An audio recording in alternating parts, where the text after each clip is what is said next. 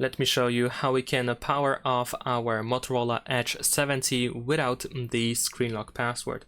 So if you don't have the screen lock password and you cannot turn off your phone, then what you can do is you can perform a forced restart of the phone by pressing and holding the power button. And then after like 7 seconds or so, once the screen shuts down, you can press and hold the volume down to go to the fast boot mode.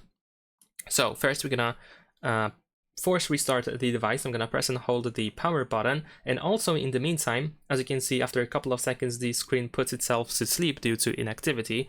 So if that happens, you want to press either volume button just once in order to refresh the display so that it doesn't turn off, so you can know when it actually shuts down. So press and hold power button. I'm gonna press volume now and just keep holding the power button. There we go. Now we're gonna press and hold volume down over here. And as you can see, now we are in the the fast boot mode. Over here, we navigate by using volume buttons, and we need to find the power off option and confirm by pressing the power button.